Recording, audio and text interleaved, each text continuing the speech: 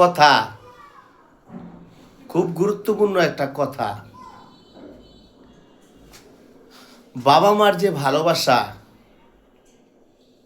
বাবা মার যে স্নেহ মমতা, সেটা কয়জন ধরে রাখতে পারে? বাবা মার যে স্নেহ ভালোবাসা, এটা কয়জন ধরে রাখতে পারে? ভাই বোনের যে একটা ভালোবাসা, যে এটা অনুভূতি, যে ভাইয়ের কাছে বোনের অবগতি, বোন ভাইয়ের বোনের কাছে যেরকম অবগতি, এবং বোনও ভাইয়ের কাছে অনেক কিছু প্রাপ্য থাকে। সেটা কিন্তু আসলে আমরা যারা ভাই আছি তারা কখনো বুঝি না এবং বুঝতে চেষ্টাও করি না। কিন্তু বোনের ভালোবাসা অনেকটাই দূরে, বাবা মার ভালোবাসাটাও অনেকটাই গভীর। তো যদি বাবা মার ভালোবাসাটা যদি গুরুত্ব হয়, এত বড় মূল্যবান হয়, তা আসলে সেই বাবা মা কেন আজকে বৃদ্ধাশ্রমে?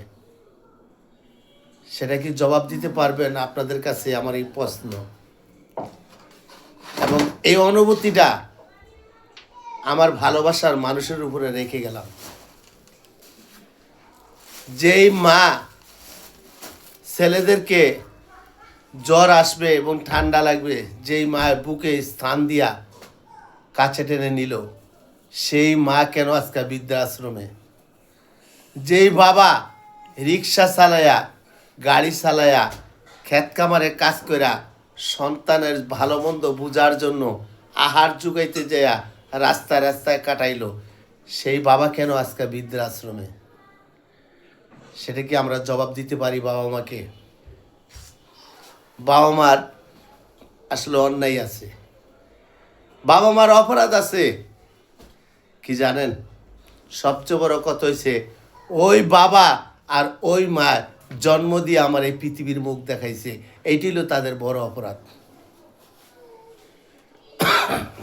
মায়ের অপরাধ যে যখন সে নাবালক শিশু ছিল, তার ভালো মন্দ বোঝার জন্য মা কষ্ট করে অন্যের বাড়িতে কাজ করে আহার জুটাইছে, সেইটি মায়ের অপরাধ। এই যে এই জন্য তাদের আজকে বৃদ্ধাশ্রমে যাইতে হয়। আমরা যারা সন্তান আছি, আমার কলিজার ভাই বোনদের কাছে আমার ভালোবাসার মানুষের প্রতি আমার এই আন্তরিক ভালোবাসা রইল। মায়ের বাবা মার দিকে অবশ্যই আপনারা লক্ষ্য করবেন, যে বাবা মা যাতে বৃদ্ধাশ্রমে না যাইতে হয়। তাহলে আমরা কি করে আজকে এই দেশ বিদেশ কার জন্য থাকব? ধন্যবাদ। বিচার করে নিয়েন কথাটা।